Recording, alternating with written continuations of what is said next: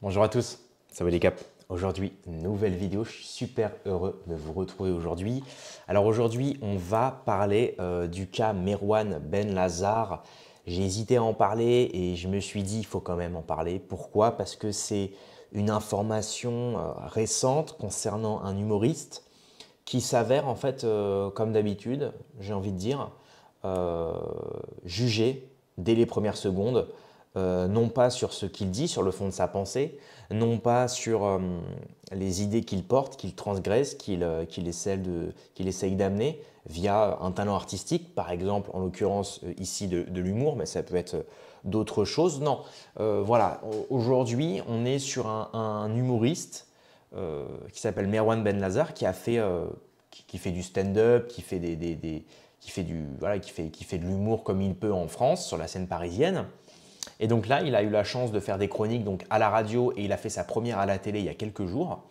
Et il s'est vu visé par d'énormes propos racistes, d'énormes propos insultants, violents envers lui.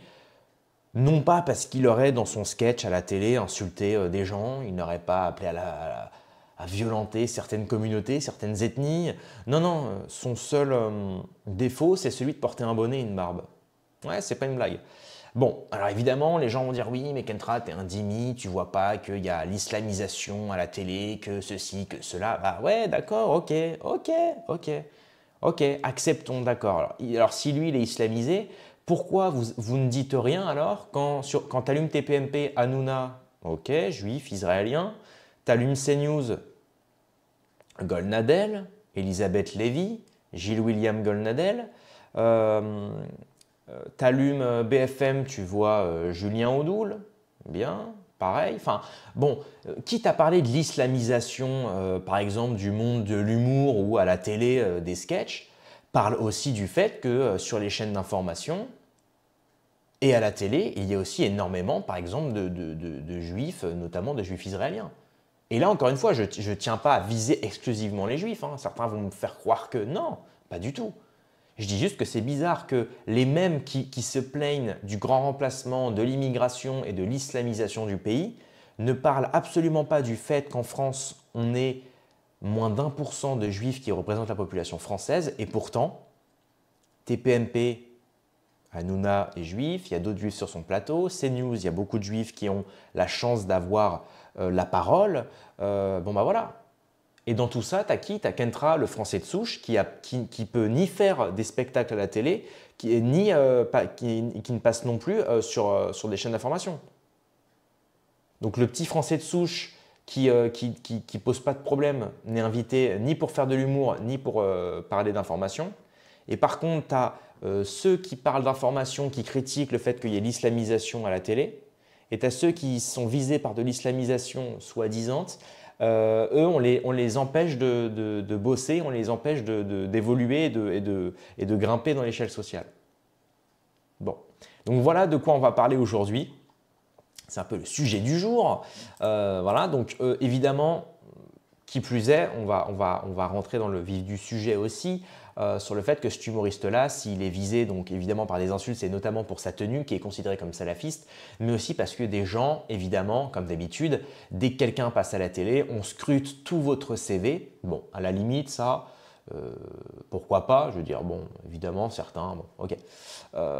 Mais le plus étrange, c'est que voilà, on va regarder vos tweets, on va regarder ce que vous avez fait dans le moindre détail, et il s'avère que ce cher Merwan, il a posté des tweets, voilà, qui parlent de la charia, qui parlent de l'islam de manière générale. Donc, on va regarder ça, voir si c'est véritablement condamnable, voir si c'est véritablement condamnable, je veux dire, moralement parlant. Et on va en parler un petit peu dans cette vidéo. Donc, abonnez-vous, mettez un like, accrochez votre ceinture et c'est parti.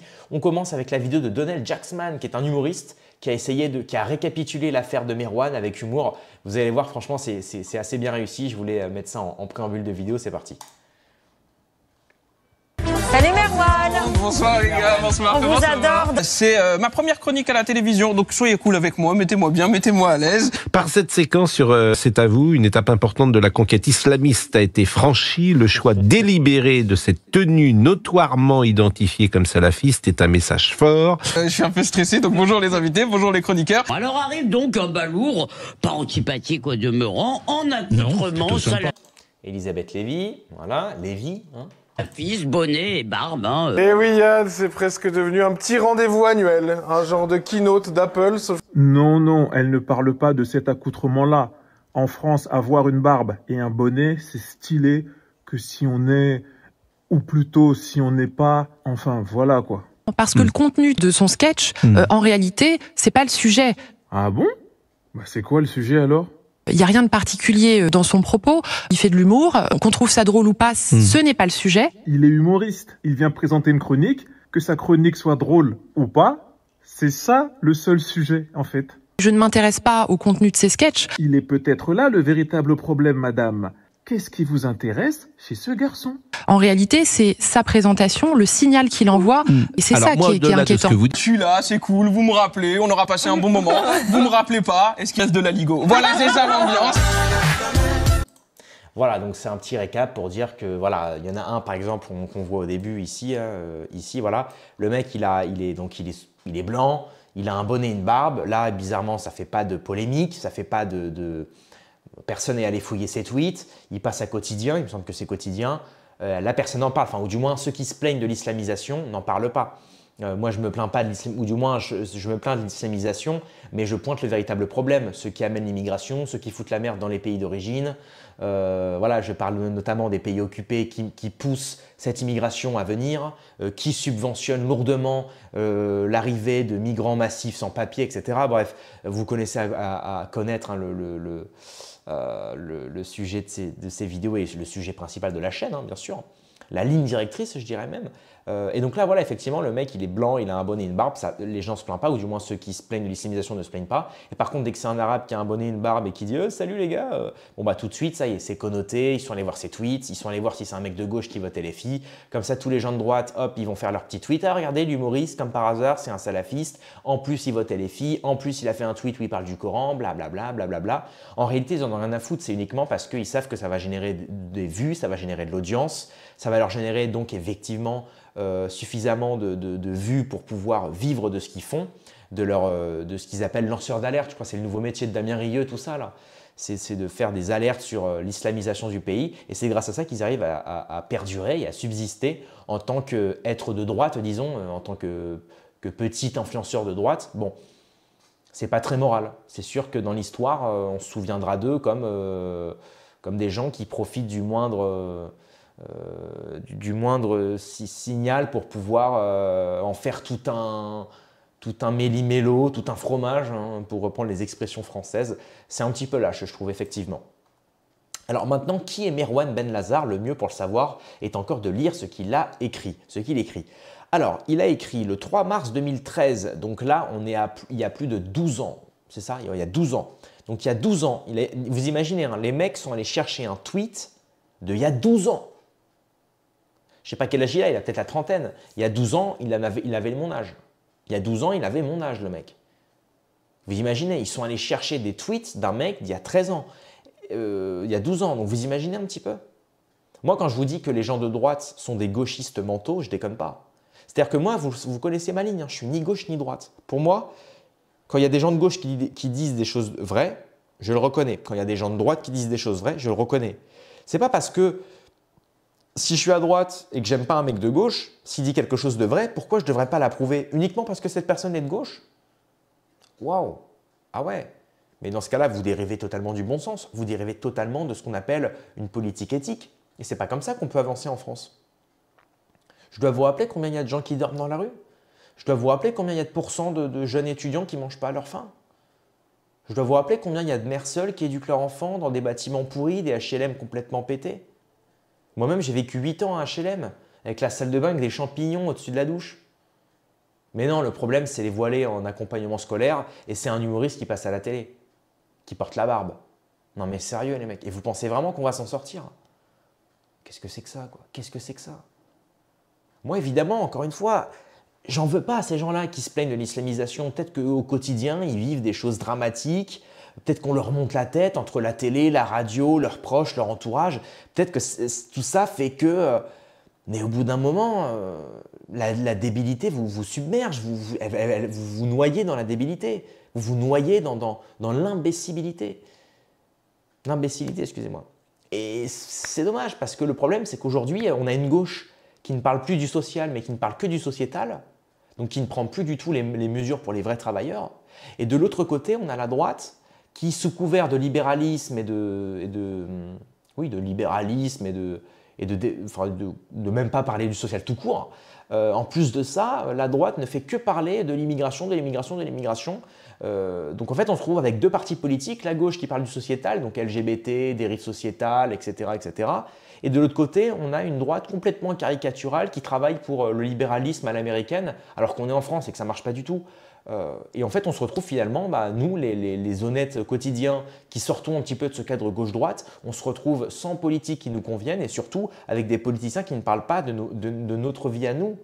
De notre vie à nous, comme je vous l'ai dit, avec les gens qui dorment dans la rue, les gens qui ne mangent pas à leur faim, l'inflation qui ne fait qu'augmenter et les milliards qu'on donne chaque année à des grosses entreprises, qu'on donne à l'Ukraine, qu'on donne à des pays étrangers. Et pendant ce temps, les Français ne peuvent plus survivre. Bref, désolé pour la digression, mais au bout d'un moment, il y en a ras le cul, quoi. Il y en a ras le cul de voir que gauche comme droite, ce sont les mêmes pièges et ça empêche constamment. Le point commun, c'est qu'il y a toujours ce manque de dialogue. C'est terrible. Donc il a mis les meufs sans le ménage, vous seriez des grosses. Alors taisez-vous un peu, en 2013. Donc évidemment, son métier c'est humoriste. Vous regardez les tweets, l'époque, vous regardez le Twitter de 2013, il y avait 10 fois pire. Bon, on va accorder ce tweet-là, effectivement, c'est un peu. C'est de la grossophobie. Bon, on est en 2013, il n'y a pas encore le wokisme, il n'y a pas encore toutes ces conneries-là. Bon, enfin, je trouve pas ça dramatique, mais bon, soit. Ensuite, on va pas tous regarder, mais on va regarder un petit peu. Alors la vidéo bug. Alors, celles qui ont 16 ans ou moins, dites-le moi de suite. MDR, non, la majorité sexuelle c'est 15 ans et 3 mois, rien à craindre, c'est juste une question de principe. Cool, mon harem de une fille.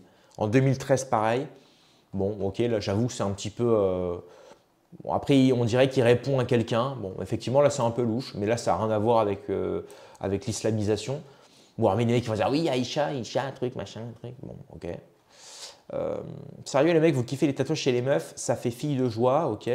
Bon, il parle beaucoup des femmes, j'ai l'impression, Merwan. Il a peut-être un souci avec les femmes, effectivement. Il parle beaucoup des femmes. Je pense que c'est quelqu'un qui vient d'une cité. Alors encore une fois, là, je vais faire un jugement sans connaître, ce qui est malhonnête de ma part. Mais du peu de tweets que j'ai vus, effectivement, souvent, vous savez, il y a une phrase qui dit que quand on met énormément quelque chose en avant, c'est qu'en réalité, on en manque. On connaît tous un mec, vous savez, quand on est au lycée ou à l'université ou même dans les boulots, tout court, un mec qui parle tout le temps de cul, et en fait, on se rend compte que c'est le mec qui baise le moins. Ou alors, le mec qui va te parler tout le temps je sais pas, de choses très superficielles, au final, il en manque. Ou alors, il va critiquer souvent les femmes superficielles, et au final, tu te rends compte que le soir, quand il se branle devant des femmes superficielles sur des sites de huc. Tu vois. Et c'est souvent ça, c'est quand tu parles souvent de quelque chose, en fait, c'est que soit tu envies cette chose-là, ou alors à l'inverse, soit tu en manques. Bon, évidemment, ça reste de la psychologie de comptoir, ce que je fais. Mais effectivement, là, on voit plusieurs tweets dans la même lignée, dans la même année, qui reviennent, ça parle souvent de femmes. Bon, peut-être que Merwan, il a eu le cœur brisé et il le prend mal, c'est pas impossible. Donc là, il a mis, qu'Allah nous en préserve, alhamdoulilah. MDR, non, ça, ma meuf, elle tape des bises à des gars, ça peut m'agacer. Ouais, jalousie un peu maladive, bon, ça peut se comprendre. Ça peut se comprendre, donc bon, ok. Qu'est-ce qu'il y a d'autre? Les meufs sans le ménage, ouais, ok. Moi, j'ai le permis, je vais chercher ma meuf nulle part. Tu faisais comment avant, grosse? Moi, je vais cramer du coco pour que tu poses tes paluches. Bon, on a compris que Merwan, voilà, on a compris un petit peu le personnage. Après, c'était il y a 12 ans, bon, je veux dire... Ce qui est bizarre, c'est que souvent, en plus, les gens qui lui reprochent ça, tu sais, c'est les mecs qui te parlent de christianisme et du Christ. Mais la première doctrine du Christ, c'est de s'aimer soi-même et les autres, mais surtout de pardonner. Tu sais, il y a la rédemption. On parle toujours de la rédemption chrétienne, celle de tendre la main, de pardonner, du moment que tu crois. Je veux dire, Merwan, justement, si c'est un salafiste, c'est qu'il est musulman, c'est qu'il s'est remis dans la foi. Donc, s'il est passé un rebeu qui critique les femmes sur Twitter à un mec qui se met dans la foi et qui se marie et qui accomplit son devoir d'homme et de père, bon, je vois pas où est vraiment le problème. Je veux dire, je suis pas sûr qu'il va aller poser des bombes au Bataclan, les gars. Je suis pas sûr. Enfin, ça m'étonnerait quand même. Et c'est un peu ce que veulent nous faire croire les mecs de droite, là. Enfin, c'est tous ces gens de droite sur Twitter qui... Vous savez, la team Jean Bomber, tu sais, souvent ils ont un VPN, ils sont à Tel Aviv en fait. Mais bon, ça c'est une autre histoire.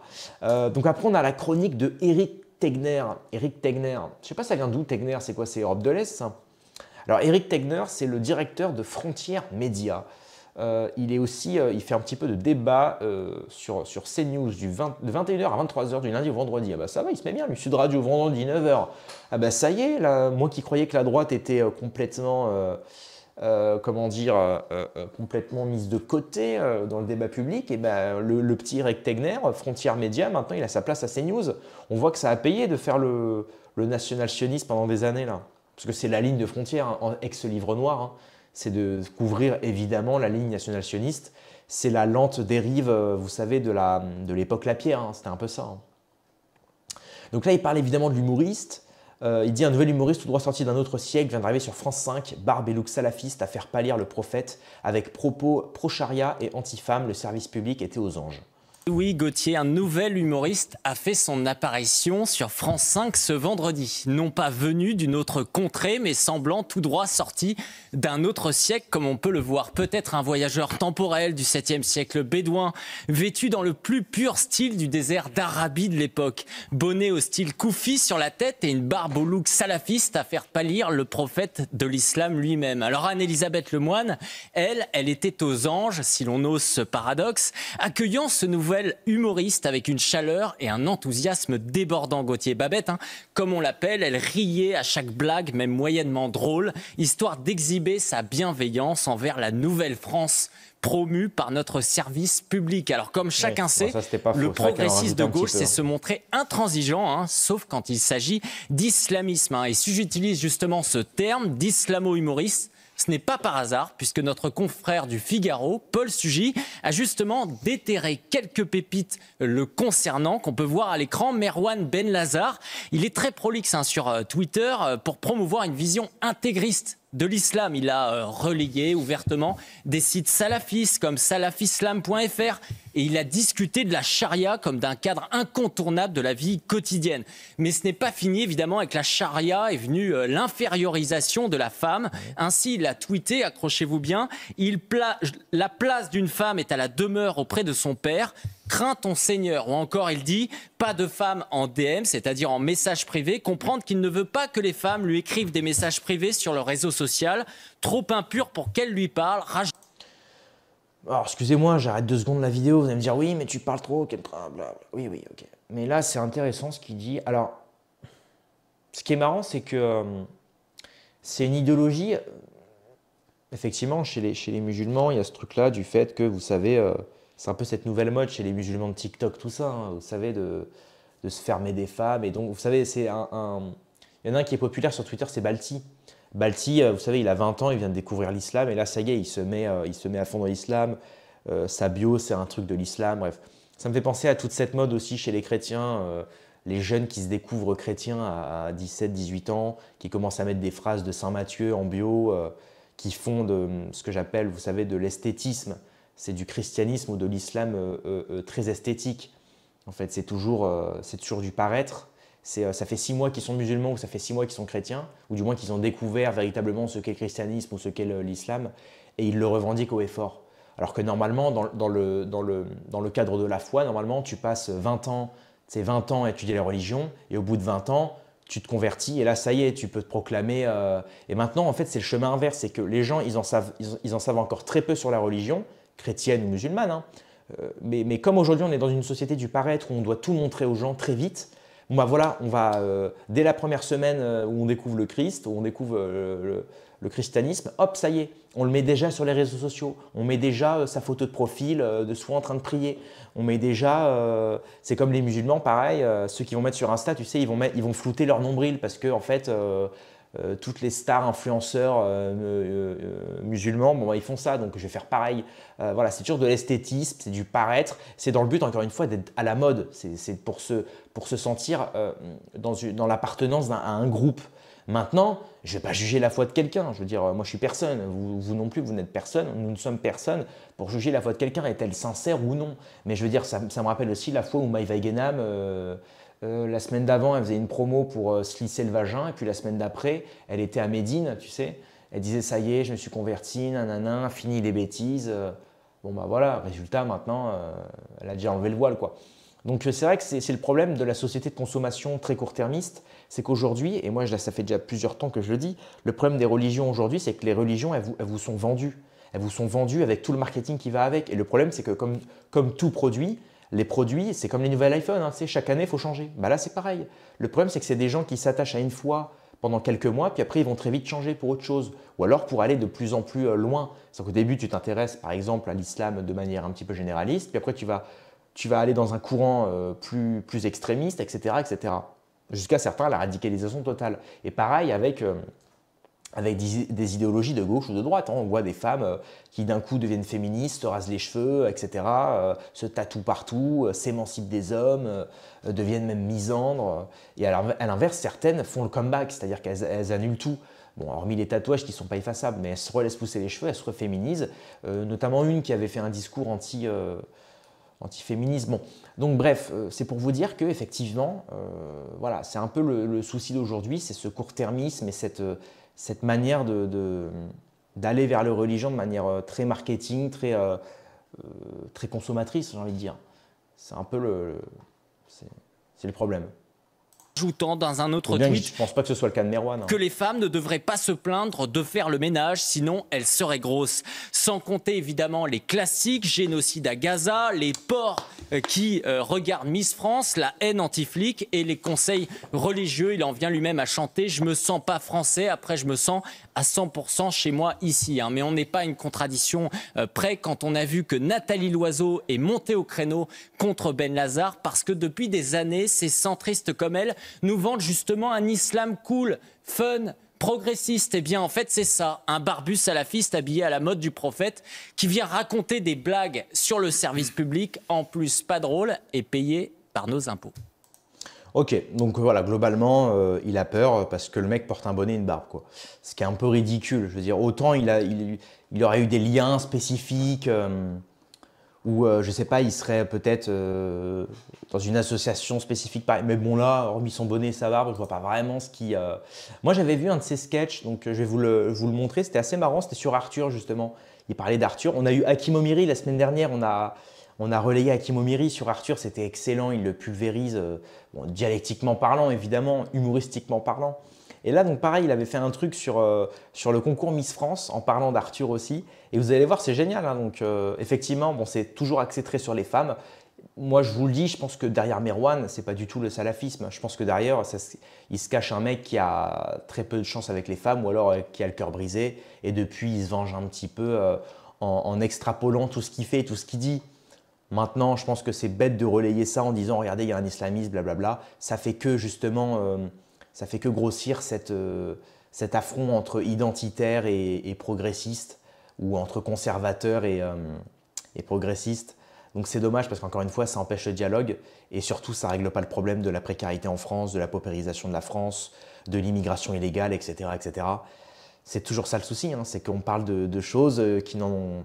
Enfin, on parle de broutilles en fait face aux véritables problèmes et les véritables problèmes, le problème c'est qu'il faut être plusieurs pour les solutionner et pour les résolver. C'est pas avec mes petites vidéos qu'on va y arriver, hein. Bah non, mais sauf que des gens comme moi, évidemment je reste humble, hein, mais des gens comme moi qui appellent au dialogue entre la gauche et la droite, bah, il n'y en a pas beaucoup. Hein. Les familles françaises, samedi soir, sur TF1, c'était Miss France, a.k.a. le marché aux gonzesses. Oui, présenté par Jean-Pierre Foucault, pas Arthur. Moi, j'aurais préféré Arthur, je suis honnête, j'aurais préféré Arthur. À l'époque d'apprendre ou à laisser, il a prouvé qu'il savait vraiment bien accueillir les candidates. On l'écoute. Là, quelle mini-jupe, ras la salle de jeu. C'est une ceinture. Non, c'est vraiment un plus court. Non. C'est tiré de son contexte. Et non, il y a d'autres fois. Non, il y a d'autres fois où il a été parfait. Vous êtes déjà tombé enceinte pendant une émission de télé? Non. L'émission n'est pas terminée. Oh là. Il faut juste se mettre en tête que moi, je regardais ça à 12 ans. Ils ont bousillé une génération. Comment tu regardes ça à 12 ans et maintenant tu peux te rendre compte que Miss France c'est une dinguerie? En vrai, c'est une dinguerie. Miss France, c'est Jean-Pierre Foucault, 200 ans, qui ramène les meufs les plus fraîches de France et il leur dit allez, maintenant on défile une par une en maillot de bain. En vrai, c'est une dinguerie et ça, Chez nous, 7,4 millions de téléspectateurs. Il est de quelle religion, Arthur? Ok. Il est de quelle religion, Foucault? Ok. Bon, je plaisante évidemment. Mais ça, par exemple, ils n'en parlent pas, tu vois. Les mêmes patriotes qui se plaignent de l'islamisation ne parlent pas du fait qu'Arthur, Foucault, hein, voilà. Enfin, moi, je m'en plains pas, hein, c'est très bien, hein, justement. Mais voilà, j'essaie de me... Hein, j'essaie de me dégager comme je peux. Mais c'est marrant quand même qu'ils n'en parlent pas de ça.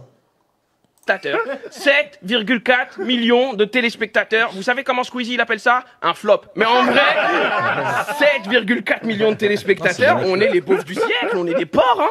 Défiler les gonzesses, le concours.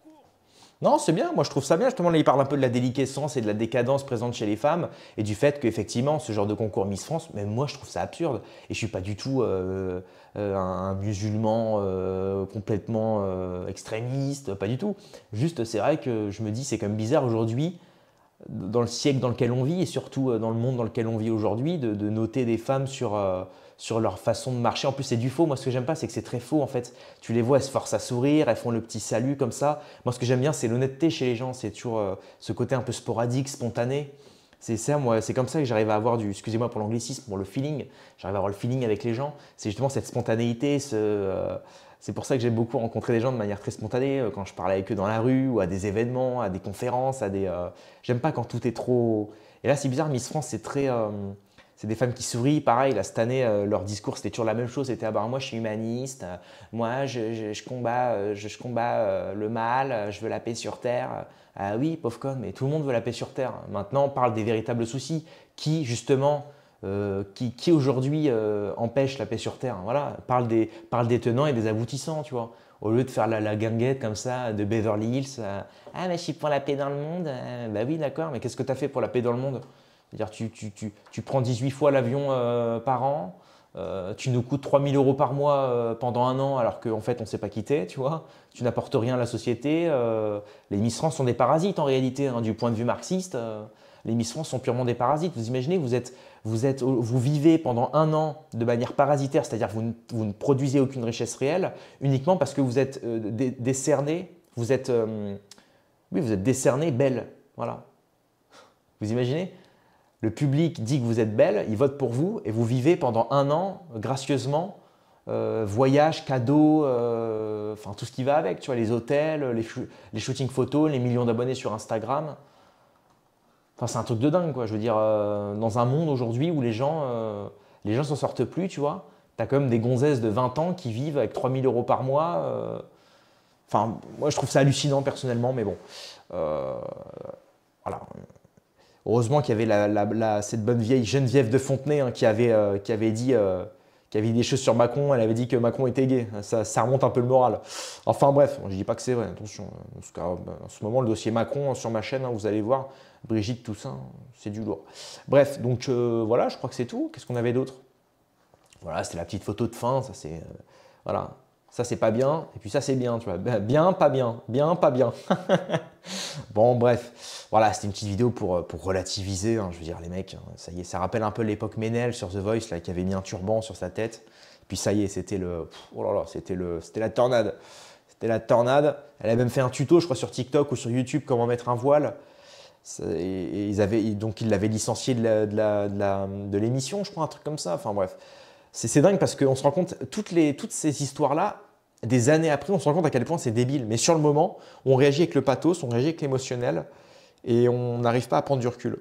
Et c'est qu'après qu'on se rend compte que c'était complètement ridicule. Que voulez-vous? C'est en faisant des erreurs qu'on apprend. Hein. Allez, rendez-vous dans quelques heures pour une prochaine vidéo. Paix et amour sur mes amis et mes ennemis et surtout sur mes ennemis.